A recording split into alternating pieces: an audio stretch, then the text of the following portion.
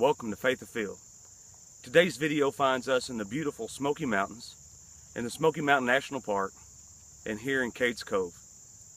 If you've watched these videos before, you understand that Cades Cove is one of my favorite places in this country to visit. The beauty that surrounds us here is absolutely wonderful. It's outstanding, and I can't help but think of the wonder and the majesty of God as we look at His creation, and especially as we study His Word. I want us today to look at the character of Joshua, a historical figure that we see in the pages of the Old Testament, a great figure of faith and someone that we can learn from and pattern our lives after. We first read of Joshua in Exodus chapter 17 and verse 9. We continue to read about the story of Joshua in Numbers chapter 13 and 14, and certainly we see Joshua in the book that bears his name. In Numbers chapter 11, we see that Joshua is called a servant of Moses. That word servant means his minister, his trusted aide, a dedicated follower. And certainly as we go back and forward through the Old Testament, we see how Joshua was a great servant of Moses, and through his service to Moses, a wonderful servant of God. Joshua was a man who was dedicated to his Lord, dedicated to the service of Moses and his nation. And certainly there's those aspects that we can find and follow today.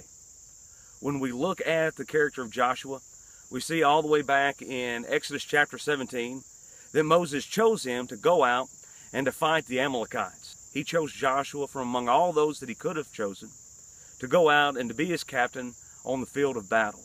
Moses had a lot of trust in Joshua. Matter of fact, when we look at Joshua and his relationship to Moses, we see that it was time to send out spies into the land of Canaan. That there were 12 men, and out of the tribe of Ephraim, Joshua, the son of Nun, was chosen as one of those 12 men. They went out and they spent 40 days in the land of Canaan, in the promised land, the land that flows with milk and honey, that wonderful, wonderful land that God gave them as an inheritance to be a blessing for them. Joshua went into the land. He spied it out and was one of only 2 faithful spies to return, him and Caleb. We see that his friend Caleb stilled the people before Moses and said, "Let us go up at once and possess it, for we are well able to overcome it."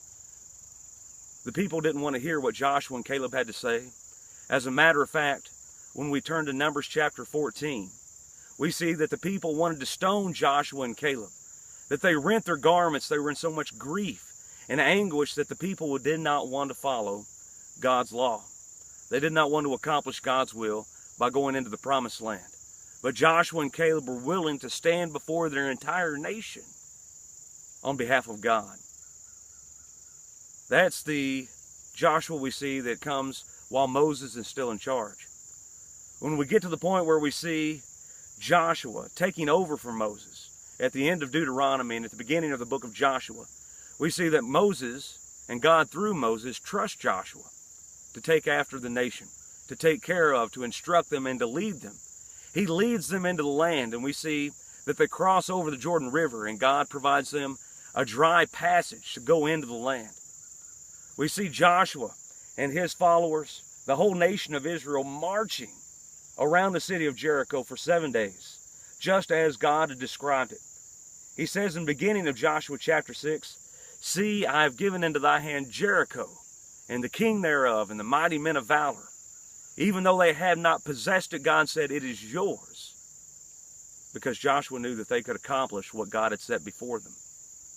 So when we look at Joshua and the defeat of Jericho, not through his means or his mighty men or his army, but simply through following the instructions of God. Joshua is a mighty man of faith. We see that in Joshua 24. We get to the end of Joshua's life. He says, "Choose you this day whom you will serve," whether the gods that our people and our forefathers followed beyond the river. He says, "As for me and my house, I will serve the Lord." Joshua said him and his house would follow the Lord. Joshua 24:15 is a great verse for all of us to recognize and to understand. We can be captains and leaders in the army of God. As Christians, we're all fighting the same spiritual battle.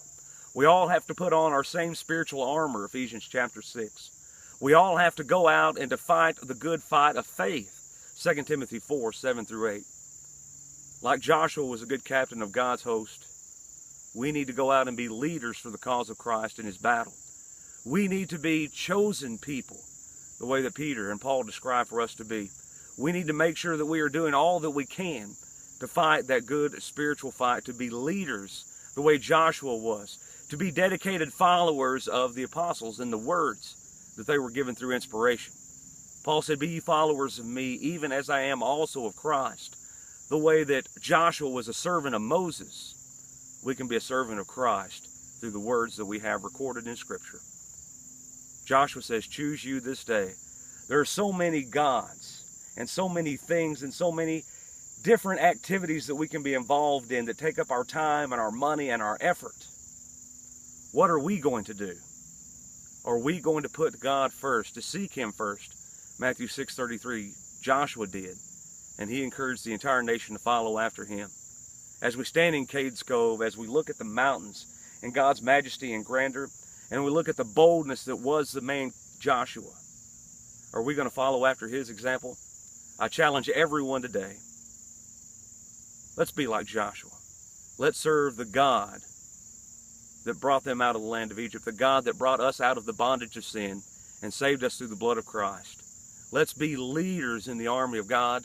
Let's be dedicated servants and followers of God the way that Joshua was.